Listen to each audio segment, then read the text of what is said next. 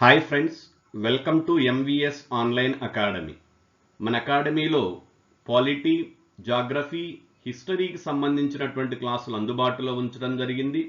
ఇవి అన్ని రకాలైనటువంటి కాంపిటేటివ్ ఎగ్జామినేషన్స్కు ఉపయోగపడేటువంటి విధంగా రూపొందించడం జరిగింది. రీసెంట్గా మనం స్టార్ట్ చేసినటువంటి వరల్డ్ జాగ్రఫీ సిరీస్లో ఈరోజు మనం 3వ క్లాసును చూద్దామండి. యాజ్ యూజువల్గా మనం క్లాస్ని ఒక కొటేషన్తో స్టార్ట్ చేస్తున్నామండి. ఈ క్లాస్ కొటేషన్ వచ్చేసి don't curse the darkness, light a lamp.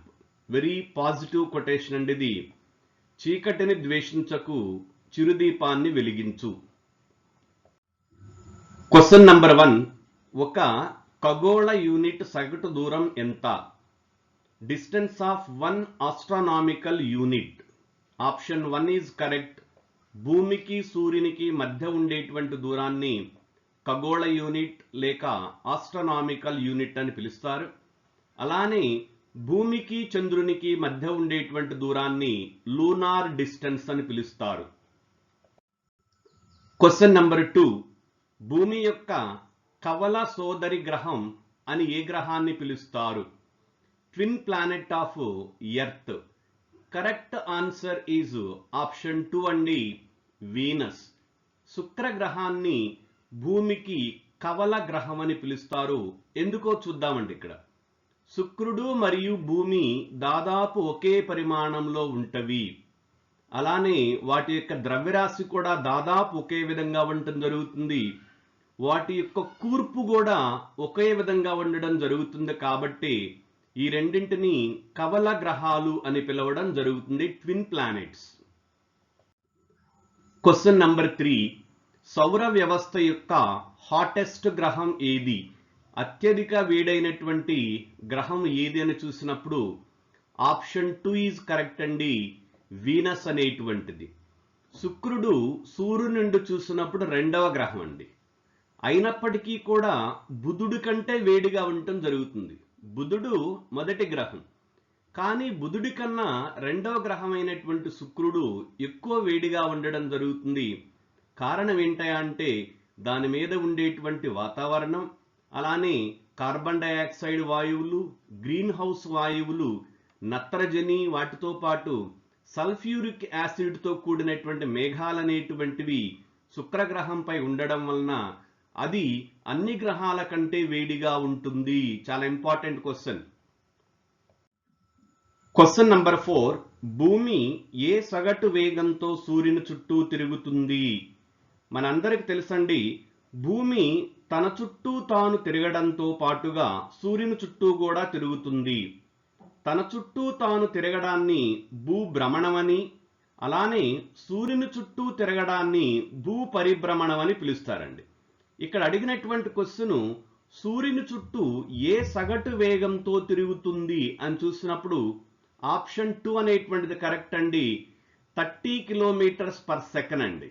ఇక్కడ చూద్దాం, గంటకు 67 మైళ్ళ వేగంతో లేక 1,07,000 కిలోమీటర్ల వేగంతో, అంటే దాదాపు సెకనుకి 30 కిలోమీటర్ల వేగంతో భూమి సూర్యుని చుట్టూ తిరుగుతుంది. అలానే భూమి తన చుట్టూ తాను ఎలా తిరుగుతుందని చూసినప్పుడు గంటకు 1000 మైళ్ళండి. అదే సెకనుకు వచ్చి చూసినప్పుడు 460 మీటర్ల వేగంతో తిరుగుతుంది. లేదా సుమారుగా 1600 కిలోమీటర్ల వేగంతో, గంటకు 1600 కిలోమీటర్ల వేగంతో భూమి తన చుట్టూ తాను తిరుగుతుందండి. సూర్యుని చుట్టూ తిరగడానికి ఎంతండి? 67 మైళ్ళు. అదే తన చుట్టూ తాను తిరగడానికి ఎంతండి? 1600 కిలోమీటర్. ఇవన్నీ కూడా సుమారుగా తీసినటువంటి మెజర్మెంట్స్ అండి. Question number 5. సౌర వ్యవస్థలో అతి శీతల గ్రహం ఏది? ఈజీ క్వశ్చన్ అండి. Option 1 is correct, Neptune. ఎందుకండి? ఈ గ్రహము సూర్యునికి అత్యధిక దూరంలో ఉంటుంది కాబట్టి ఇది అతి శీతల గ్రహం. Question number 6. చాలా ఇన్ఫర్మేటివ్ క్వశ్చన్ అండి. గ్రహ శకలాలు మరియు తోకచుక్కల మధ్య తేడా ఏమిటి? గ్రహ శకలాలని ఇంగ్లీష్లో ఆస్టరాయిడ్స్ అని, అలానే తోకచుక్కలు వచ్చేసి కామెట్స్ అని పిలుస్తారండి. ఇక్కడ చూడండి, కామెట్స్ అలానే ఆస్టరాయిడ్స్ అనేటువంటి. ఫస్ట్ తెలుగులో చూద్దాం. గ్రహ శకలాలు చిన్న రాతి ప్లాటినాయిడ్స్. ఈ గ్రహ శకలాలు అనేటువంటివి ఏంటంటే రాతితో కూడినటువంటి ప్లానిటాయిడ్స్ అనేటువంటి. అలానే కామెట్స్ అనేటువంటివి రాతి మరియు లోహ పదార్థాలసే కలిసి ఇవి గడ్డగట్టిపోయినటువంటి అండి, స్తంభింప చేసినటువంటి వాయువులతో కూడినటువంటివి. గ్రహ శకలాలు ఎలా ఉంటాయండి? ప్లానిటాయిడ్స్ అంటే రాతితో కూడినటువంటివి. అదే కామెట్స్ అనేటువంటివి చూస్తే ఇవి చల్లగా ఉండి ఘనీభవించినటువంటి స్థితిలో ఉండడం జరుగుతుంది. సో ఈ స్టేట్మెంట్ అనేటువంటిది కరెక్ట్ అండి. రెండవ స్టేట్మెంట్ అనేటువంటిది ఆస్టరాయిడ్స్ ఎక్కువగా బృహస్పతి మరియు మార్స్ యొక్క కక్షల మధ్య కనిపిస్తాయి. కరెక్ట్, ఇంతవరకు కరెక్ట్ అండి. ఇంకా కంటిన్యూషన్ చూస్తే అయితే కామెట్స్ ఎక్కువగా వీనస్ మరియు మెర్క్యూరీ మధ్య కనిపిస్తాయి. సెకండ్ పార్ట్ అనేటువంటిది రాంగ్ అండి. ఈ కామెట్స్ అనేటువంటివి ఘనీభవించినటువంటి, బాగా చల్లగా ఘనీభవించినటువంటి రాతి మరియు లోహాలతో కూడినటువంటి వస్తువులండి. ఇవి సూర్యుని చుట్టూ పరిభ్రమిస్తుంటాయి, అంతేగాని వీనస్ కి మెర్క్యూరీకి మధ్య ఉండవు.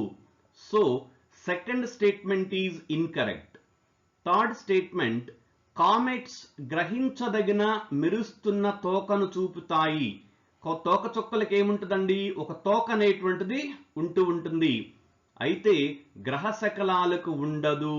కరెక్ట్ స్టేట్మెంట్ అండి. So 1 and 3 are correct. Our option is 2. ఇక్కడ చూడొచ్చండి మీరు, మీకు డీటెయిల్డ్ గా తెలియడం కోసం ఇచ్చాను డిఫరెన్స్ అనేటువంటిది ఏంటో. ఇది కామెట్ అనేటువంటిదండి. ఇలా వస్తున్నటువంటిది కామెట్. తెలుగులో ఏమంటారండి? తోక చుక్క. ఇక్కడ తెలుగు ఇంగ్లీష్ లో రెంట్లో ఇచ్చానండి నేను, తోక చుక్క అంటారండి.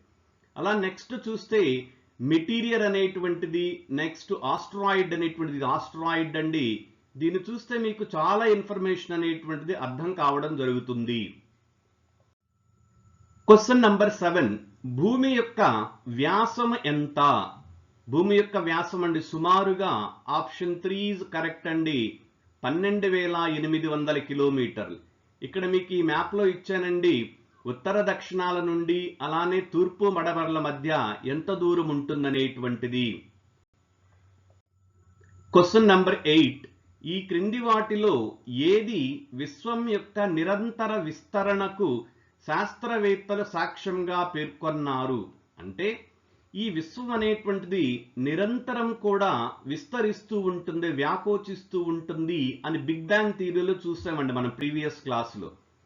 శాస్త్రవేత్తలు అలా పరిగణించడానికి ఆధారం ఏమిటి అని చూసినప్పుడు ఆప్షన్ 1 అనేటువంటిది కరెక్ట్ అండి. అంతరిక్షంలో మైక్రోవేవ్లను గుర్తించడం, అంటే ఒక విధమైనటువంటి తరంగాలు అనేటువంటివి అంతరిక్షంలో కనిపించడం ద్వారాగా శాస్త్రవేత్తలు ఈ నిర్ధారణకు రావడం జరిగింది. క్వశ్చన్ నంబర్ 9, భూమికి చేరుకోవడానికి సూర్యుని నుండి వెలువడే కాంతి తీసుకున్న సమయం ఎంత టైం తీసుకుంటుందండి? సూర్యుని కాంతి భూమిని చేరడానికి ఈజీ క్వశ్చన్ అండి. ఆప్షన్ 3 ఈజ్ కరెక్ట్, 8 నిమిషాలు. క్వశ్చన్ నంబర్ 10, గ్రహ శకలాలకు సంబంధించిన ఈ క్రింది ప్రకటనలను పరిగణించండి. Consider the following statements. Number 1 అండి, గ్రహ శకలాలు సూర్యుని కక్షలో ఉన్న వివిధ పరిమాణాల రాతి శిథిలాలు. ఏ అనేటువంటిది కరెక్ట్ అండి. నెక్స్ట్ బి చూస్తే చాలా గ్రహ శకలాలు చిన్నవి కానీ కొన్ని చాలా పెద్దవిగా ఉండటం జరుగుతుంటుంది. ఎస్, బి కూడా కరెక్ట్ అండి. సి చూసినప్పుడు గ్రహ శకలాల కక్ష బృహస్పతి మరియు శని మధ్య ఉంటుంది. ఇది రాంగ్ అండి. ఏ గ్రహాల మధ్య ఉంటుందండి? బృహస్పతితో పాటుగా మరొక గ్రహం ఏంటండి? అంగారకుడు. ఈ రెండింటి మధ్య ఈ గ్రహ శకలాలు అనేటువంటివి ఆస్ట్రాయిడ్స్ అంటారండి ఇంగ్లీష్ లో. కొన్ని సందర్భాల్లో క్వశ్చన్ అడుగుతారండి, బృహస్పతి గ్రహానికి అలానే అంగారక గ్రహానికి మధ్య ఉన్నటువంటి వాటిని ఏమంటారని చూస్తే గ్రహ శకలాలు లేక ఆస్టరాయిడ్స్ అంటారండి. So our answer is 3. A and B are correct. C అనేటువంటిది ఇన్కరెక్ట్ అండి. క్వశ్చన్ నంబర్ 11, చంద్రుని ఉపరితలంపై ఇద్దరు వ్యక్తులు ఒకరినొకరు వినలేరు. అంటే చంద్రుని మీద ఇద్దరు వ్యక్తులు నిలుచుంటే వాళ్ళు మాట్లాడేటువంటి మాటలు ఒకరికి వినబడవండి. దానికి కారణం ఏంటంటే ఆప్షన్ 2 అండి, చంద్రునిపై వాతావరణం లేకపోవడం. క్వశ్చన్ నంబర్ 12, సూర్యుని పరిమాణం భూమి కంటే ఎన్ని రెట్లు పెద్దది? ఇది ప్రీవియస్ క్వశ్చన్ అండి. Option 3 is correct. 109 రెట్లు పెద్దదండి. సూర్యుడు భూమి కంటే పరిమాణంలో 109 రెట్లు పెద్దవాడు. క్వశ్చన్ నంబర్ 13, అంగారక గ్రహంపై జీవి ఉనికికి ఈ క్రింది పరిస్థితులలో ఏది చాలా సందర్భోచితమైనది? అంటే అంగారక గ్రహం పైన జీవి ఉన్నది అనేటువంటి నిర్ధారణకు, లేక జీవులు ఉండవచ్చు అనేటువంటి నిర్ధారణకు రావడానికి ఏది మనకి ఎగ్జాంపుల్ గా ఉన్నది అని చూసినప్పుడు మనకి ఆప్షన్ 3 ఈజ్ కరెక్ట్ అండి. ఐస్ క్యాప్ మరియు స్తంభింప చేసిన నీరు. అంటే గడ్డగట్టినటువంటి నీటి యొక్క ఆనవాళ్ళు అనేటువంటివి అంగారక గ్రహం పైన కనిపించడం జరుగుతుంది. దీనిని బేస్ చేసుకొని అంగారక గ్రహం మీద జీవులు ఉండవచ్చు అనేటువంటి ఆధారానికి రావడం, లేక నిర్ధారణకు రావడం జరిగింది. క్వశ్చన్ నంబర్ 14, ఏదైనా వస్తువును భూమి నుండి చంద్రునికి తీసుకువెళ్ళినప్పుడు ఎలా ఉంటుందండి? భూమి నుండి ఒక వస్తువుని చంద్రుని మీదకి తీసుకెళ్ళినప్పుడు దాని బరువు అనేటువంటిది తగ్గుతుందండి. ఎలాగో చూద్దాం. ఎంత తగ్గుతుందండి? 1/6 వంతు అనేటువంటి తగ్గుతుందండి. అంటే ఎగ్జాంపుల్ చూస్తే భూమి మీద 60 కేజీలు ఉండేటువంటి ఒక వ్యక్తి అదే చంద్రుని మీదకి వెళ్తే ఎంత ఉంటాడండి? 1/6 అంటే 10 కేజీలు ఉంటాడు. ఎందుకండి? చంద్రుని మీద గురుత్వాకర్షణ శక్తి అనేటువంటిది తక్కువగా ఉంటుంది. కారణం ఏంటి? దాని మీద వాతావరణం లేకపోవడం వలన. అదే సూర్యుని మీద చూస్తే భూమి కన్నా సూర్యుని మీద సుమారు 28 రెట్లు బరువు అనేటువంటిది ఎక్కువగా ఉంటుంది. క్వశ్చన్ నంబర్ 15, భూమి చుట్టూ తిరిగే కృత్రిమ ఉపగ్రహం నుండి బయట విసిరిన రాయి. అంటే భూమి చుట్టూ ఉన్నటువంటి ఈ ఆర్టిఫిషియల్ సెటిలైట్స్ లో ఉన్నటువంటి ఒక వ్యక్తి ఎగ్జాంపుల్ కి రాయిని గాని అంతరిక్షంలోకి విసిరితే ఏమి జరుగుతుంది అని చూసినప్పుడు ఆప్షన్ 4 అనేటువంటిది కరెక్ట్ అండి. ఉపగ్రహం వలె అదే కక్షలో భూమి చుట్టూ తిరుగుతుంది. చాలా చాలా ఇంపార్టెంట్. క్వశ్చన్ నంబర్ 16, భూమధ్య రేఖ మరియు ప్రైమ్ మెరిడియన్ యొక్క ఖండన పాయింట్ ఎక్కడ ఉంది? భూమధ్య రేఖ అంటే మనకు తెలుసండి ఈక్వేటర్ అండి. అదే ప్రైమ్ మెరిడియన్ అంటే 0 డిగ్రీ రేఖాంశాన్ని ప్రైమ్ మెరిడియన్ అని లేక గ్రీన్విచ్ రేఖాంశం అంటారు. ఇవి ఎక్కడ కలుసుకుంటవి అని చూసినప్పుడు మనకి ఆప్షన్ 1 ఈజ్ కరెక్ట్ అండి. అట్లాంటిక్ మహాసముద్రంలో కలుసుకుంటాయండి. కరెక్ట్ లొకేషన్ ఏందో చూద్దాం. ఇవి ఆఫ్రికా ఖండానికి పశ్చిమ భాగాన ఉన్నటువంటి ఈ ప్రాంతంలో ఈ రెండు ఖండించుకోవడం జరుగుతుంది. అక్కడ ఒక స్మాల్ ఐలాండ్ అనేటువంటిది ఉంటుందండి. దాన్ని నల్ ఐలాండ్ అంటారు. అంటే నల్ అంటే 0 అనేటువంటిదండి. అక్కడ ఈ రెండు కలుసుకోవడం అనేటువంటిది జరుగుతుంది. Question number 17, Tropic of cancer అలానే ట్రాఫిక్ ఆఫ్ క్యాప్రికాన్, కర్కట రేఖ, మకర రేఖ మరియు భూమధ్య రేఖ ఏ ఖండం గుండా పోతున్నాయి? చాలా ఇంపార్టెంట్ క్వశ్చన్ అండి. ఈ మ్యాప్ లో చూస్తే మనకి ఇదొచ్చేసి భూమధ్య రేఖ అండి, ఈక్వేటర్. ఇదొచ్చేసి ట్రాఫిక్ ఆఫ్ క్యాన్సర్, కర్కట రేఖ. ఇది ట్రాఫిక్ ఆఫ్ క్యాప్రికాన్ అనేటువంటిది. ఈ మూడింటిని మనం చూసినప్పుడు ఆఫ్రికా ఖండంలో గుండా వెళ్ళడం జరుగుతుంది. So our option is 2, Africa is correct. ఇంకా చూద్దామండి మల్టిపుల్ క్వశ్చన్స్ అనేటువంటివి. ఇక్కడ యూరప్ ఖండం ఉందండి. యూరప్ ఖండంలో మనకి కర్కట రేఖ, మకర రేఖ అలానే భూమధ్య రేఖ ఈ మూడు కూడా ఏవి పోవండి యూరోపియన్ కాంటినెంట్ లో. జాగ్రత్తగా అబ్జర్వ్ చేయాలండి. అలానే కర్కట రేఖ అనేటువంటిది భారతదేశానికి మధ్య గుండా వెళ్ళడం జరుగుతుంది. క్వశ్చన్ నంబర్ 18, కామెట్ షూమేకర్ లేవి ఏ గ్రహంతో ఢీకొట్టింది? ఈ కామెట్ అనేటువంటి దాని తెలుగులో ఏమంటారండి? కామెట్ అంటే మనకి తోకచుక్క. ఈ తోకచుక్క ఏ గ్రహాన్ని ఢీకొట్టిందని చూసినప్పుడు ఆప్షన్ 3 ఈజ్ కరెక్ట్ అండి. మనకి బృహస్పతి. ఇక్కడ చూడొచ్చండి ఈ డయాగ్రామ్ లో మీరు 1994 జులైలో షూమేకర్ లేవి 9 తోకచుక్క బృహస్పతిని ఢీకొట్టడం జరుగుతుంది. ఇలా ఢీకొట్టినప్పుడు చాలా విపరీతమైనటువంటి పరిణామాలు అనేటువంటివి జరుగుతూ ఉంటాయండి. చాలా వరకు కూడా ఈ తోకచుక్కలు అనేటువంటివి అంతరిక్షంలోని కాలి బూడిదైపోవటం జరుగుతుంది. కాబట్టి అవి జనరల్ గా భూమికి అనేటువంటివి చేరవు. కానీ ఇక్కడ బృహస్పతిని ఢీకొట్టడం జరిగింది. Question number 19. జిబ్రాల్టర్ జలసంధి స్ట్రైట్ ఆఫ్ జిబ్రాల్టర్ ఏ ద్వీపకల్పంలో ఉంది? మనం ప్రీవియస్ వీడియోలో చూసామంటే మనం ఈ అంతర్జాతీయ దినరేఖ అనేటువంటిది ఏ జలసంధి గుండా పోతుందని చూసినప్పుడు బేరింగ్ జలసంధి అండి. ఇక్కడ వచ్చేసి మనకి జిబ్రాల్టర్ జలసంధి గురించి అడుగుతున్నారు. కరెక్ట్ ఆప్షన్ ఈజ్ 1 అండి, ఐబీరియన్ ద్వీపకల్పం. ఇక్కడ చూడొచ్చండి ఈ మ్యాప్ లో మనకి ఇది యూరప్ ఖండం అండి. యూరప్ ఖండంలో ఉన్నటువంటి స్పెయిన్ కంట్రీ అండి ఇది ఉన్నటువంటిది. ఇది ఇక్కడ చూడండి మీరు ఐబీరియన్ పెనన్సులా అంటే ఐబీరియా ద్వీపకల్పం అండి.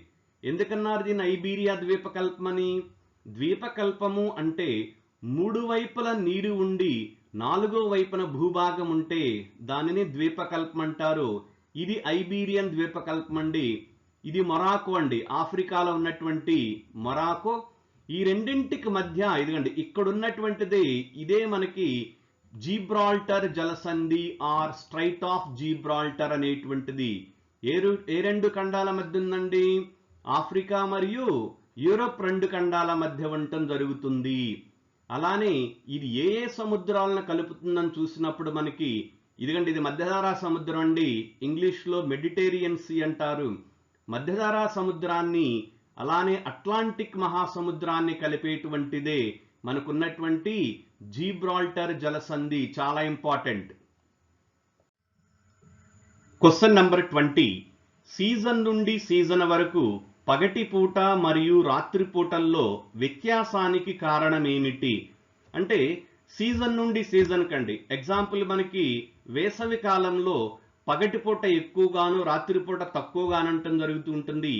ఈ విధంగా చలికాలంలో ఒక విధంగా, వర్షాకాలంలో ఒక విధంగా రాత్రి పగల్లో తేడాలు అనేటువంటిది రావడం జరుగుతుంది. దానికి కారణం ఏమిటి అని క్వశ్చన్లు అడిగారండి. మనకి కరెక్ట్ ఆప్షన్ ఇది 4 అండి. భూమి అనేటువంటిది సూర్యుని చుట్టూ తిరిగేటప్పుడు వంపు తిరిగినటువంటి అక్షం మీద తిరుగుతూ ఉంటుందండి. అంటే భూమి సూర్యుని చుట్టూ తిరిగేటువంటి అక్షం అనేటువంటిది ఒకవైపుకు వాలి ఉండడం ద్వారాగా ఈ రాత్రి పగలలో వ్యత్యాసాలు అనేటువంటివి రావడం జరుగుతుంది. చాలా అబ్జర్వ్ చేయండి. రాత్రి పగలనేటువంటివి ఏర్పడడానికి కారణం అండి భూభ్రమణం. భూమి తన చుట్టూ తాను తిరగడం వలన రాత్రి పగలనేటువంటివి ఏర్పడతాయండి. భూమి సూర్యుని చుట్టూ తిరగడం వలన మనకి ఋతువులు లేక సీజన్స్ అనేటువంటివి ఏర్పడతాయి. అలానే ఈ సీజన్స్ లో పగటి రాత్రి పూటక తేడా కూడా ఈ భూమి యొక్క అక్షం అనేటువంటిది ఒకవైపుకు వాలి ఉండుట. Question number 21. భూమి నుండి చంద్రుని దూరం ఎంత? అంటే చంద్రునికి భూమికి మధ్య దూరం ఎంత అని చూసినప్పుడు మనం ఆప్షన్ 1 ఈజ్ కరెక్ట్ అండి. 3,84,000 కిలోమీటర్లు అండి. సుమారు వాల్యూ అండి ఇది. ఇక్కడ చూస్తే మనకి ఈ పిక్చర్ లో 3,84,400 కిలోమీటర్లు అనేటువంటిది ఈ సుమారు అప్రాక్సిమేట్ డిస్టెన్స్ అనేటువంటిది ఉంటుందండి. అలానే చంద్రునికి భూమికి మధ్య ఉండేటువంటి దూరాన్ని లూనార్ డిస్టెన్స్ అంటారు. Question number 22. ఉల్కాపాతం ఒక డాష్ అంటున్నారండి. ఇది 1995 ఐఏఎస్ ఎగ్జామ్ లో అడిగినటువంటి క్వశ్చన్ అండి. ఈ ఉల్కాపాతం ఏంటనేటువంటి చూసినప్పుడు బాహ్య అంతరిక్షం నుండి భూమి వాతావరణంలోకి ప్రవేశించిన పదార్థం యొక్క భాగము. అంటే అంతరిక్షం నుండి భూ వాతావరణంలోకి ప్రవేశించినటువంటి ఒక పదార్థం యొక్క భాగాన్ని మనం ఉల్కాపాతం అని అంటం జరుగుతుందండి. సో ఆప్షన్ 2 అనేటువంటిది కరెక్ట్. ఇక్కడ చూడొచ్చండి మీరు, ఇదండి ఇలా వస్తూ ఉన్నటువంటిది ఈ ఉల్కాపాతం అనేటువంటిది. నేను చెప్పాను మీకు, జనరల్గా ఇవి భూమిని చేరవండి. భూమిని చేరేలోపు ఎప్పుడైతే అవి అంతరిక్షం నుండి భూవాతావరణంలోకి ప్రవేశించడం జరుగుతుందో, ఈ భూవాతావరణంలో ఉన్నటువంటి ఘర్షణకి అవి అక్కడే కాలి బూడిదైపోవడం అనేటువంటి జరుగుతుంది. అలా కాకుండా అవి గాని భూమిని చేరితే చాలా ప్రమాదం అనేటువంటి జరుగుతుంది. Question number 23. ఏ గ్రహంపై సంవత్సరం అతిపెద్దది? అంటే ఏ గ్రహం మీద సంవత్సరం అనేటువంటిది అత్యధిక రోజులు లేక అత్యధిక కాలం ఉంటుంది? ఇక్కడ చూద్దామండి. నెప్ట్యూన్లో ఒక రోజు అంటే సుమారుగా 16 గంటలండి. మనకెంతండి భూమి మీద ఒక రోజు అంటే 24 గంటలు. అదే నెప్ట్యూన్ మీద అయితే కేవలం 16 గంటలేనండి. అదే సంవత్సరం అనేది తీసుకుంటే ఈ నెప్ట్యూన్ గ్రహం మీద 165 సంవత్సరాలండి. మన భూమి మీద ఒక సంవత్సరము ఈజ్ ఈక్వల్డ్ నెప్ట్యూన్ మీద 165 సంవత్సరాలండి. కాబట్టి ఆప్షన్ 3 ఈజ్ కరెక్ట్. నెప్ట్యూన్ మీద అత్యధిక పెద్దదైనటువంటి లేక లాంగెస్ట్ ఇయర్ అనేటువంటిది ఉంటుంది. అది 165 ఇయర్స్ అండి. నెక్స్ట్ బృహస్పతిని చూద్దామండి. బృహస్పతి మీద ఒక రోజు అంటే 9.9 అవర్స్ అండి. 9.9 గంటలు అంటే సుమారుగా 10 గంటలు. ఇక్కడ క్వశ్చన్ ఎలా అడుగుతారా అంటే, మన సౌర వ్యవస్థలో షార్టెస్ట్ డే ఉన్నటువంటి ప్లానెట్ ఏది అని చూస్తే మన ఆన్సర్ వచ్చేసి బృహస్పతి.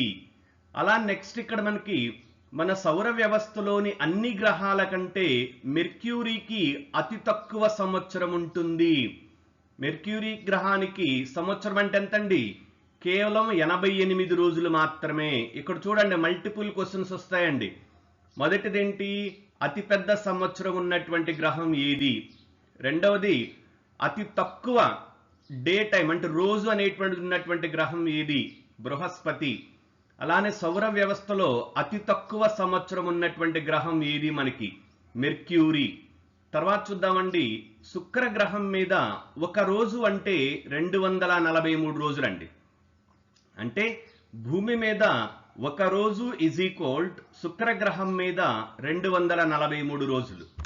మరొక విచిత్రం ఏంటంటే, ఏ గ్రహానికైనా తన చుట్టూ తాను తిరగడానికి తక్కువ సమయం, సూర్యుని చుట్టూ తిరగడానికి ఎక్కువ సమయం పడుతుందండి. కానీ శుక్రగ్రహానికి వ్యతిరేకంగా ఉంటుందండి. తన చుట్టూ తాను తిరగడానికేమో ఎక్కువ సమయం, సూర్యుని చుట్టూ తిరగడానికి తక్కువ సమయం పడుతుంది. గుర్తుంచుకోండి జాగ్రత్తగా. ఇక్కడ ఏ గ్రహం మీద రోజు అనేటువంటిది సంవత్సరం కన్నా ఎక్కువ ఉంటుందని చూస్తే మనకి ఆన్సర్ ఏంటండి? శుక్రగ్రహం. శుక్రగ్రహం మీద ఒక రోజు అంటే 243 రోజులండి. అదే శుక్రగ్రహం మీద ఒక సంవత్సరం అంటే ఎంతండి?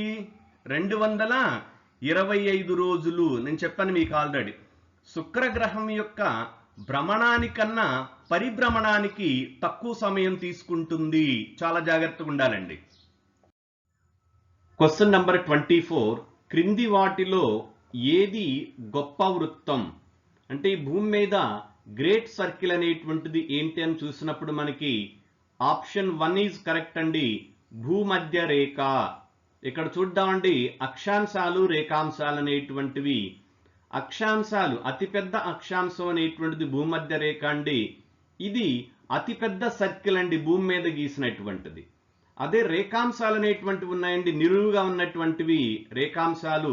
ఇవి అర్ధవృత్తాలు. చాలా ఇంపార్టెంట్ క్వశ్చన్ అండి. అక్షాంశాలు అనేటువంటివి ఏమో సర్కిల్స్ అండి, రేఖాంశాలు అనేటువంటివి అర్ధవృత్తాలు. So option 1 is correct.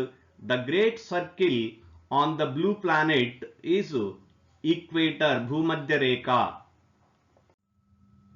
Question number 25. Blue moon దృగ్విషయం ఉన్నప్పుడు డాష్ సంభవిస్తుంది. అంటే బ్లూ మూన్ అనేటువంటిది ఎలాంటి సందర్భంలో వస్తుంది, లేక ఏ సందర్భాన్ని బ్లూ మూన్ అంటాము అని చూస్తే, ఒకే సంవత్సరంలో 2 పూర్తి చంద్రులు సంభవిస్తాయి. కరెక్ట్ కాదండి. ఒకే క్యాలెండర్ ఇయర్లో కరెక్ట్ కాదు. ఆప్షన్ 4 ఈజ్ కరెక్ట్ అండి. పైవేవి కావు. చూద్దాం. ఇక్కడ బ్లూ మూన్ అంటే నేను ఇక్కడ ఎక్స్ప్లెయిన్ చేశానండి. Blue moon is the second full moon that occurs with in a single calendar month. ఒక నెలలో మనకి ఎన్ని పౌర్ణమిలు ఎన్ని అమావాస్యలు వస్తాయండి? ఒక నెల అంటే ఒక అమావాస్య, అలానే ఒక పౌర్ణమి అనేటువంటిది.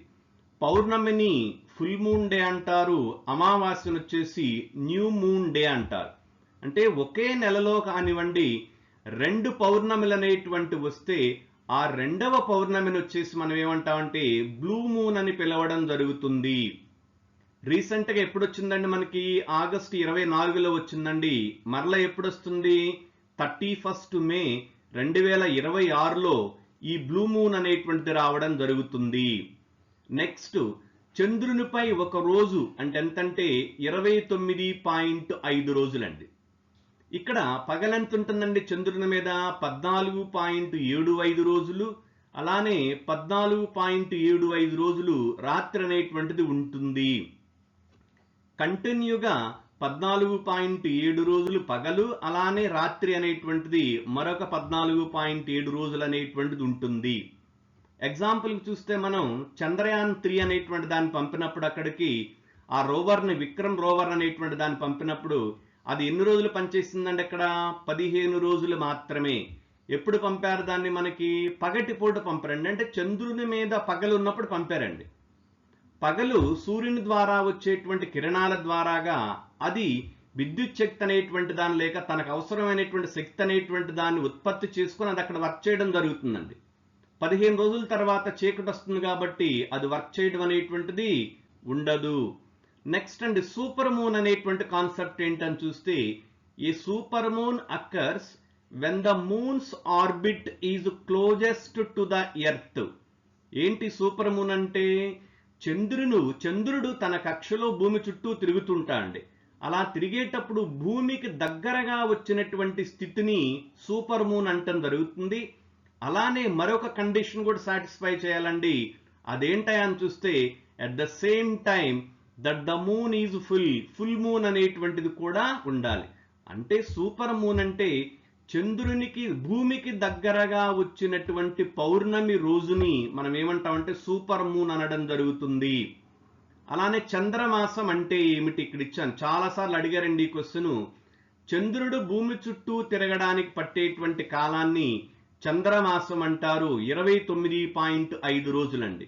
ఈ స్లైడ్ లో మనకి మల్టిపుల్ క్వశ్చన్స్ ఉన్నాయి. బ్లూ మూన్ అంటే ఏంటి, అలానే చంద్రుని పైన పగలెంత ఉంటుంది, రాత్రి ఎంత ఉంటుంది, సూపర్ మూన్ ఎలా ఉంటుంది, అలానే చంద్రమాసం అనేటువంటిది ఎలా ఉంటుంది. ఈ మల్టిపుల్ క్వశ్చన్స్ అనేటువంటివి మీకు చాలా యూస్ఫుల్ గా ఉంటాయండి.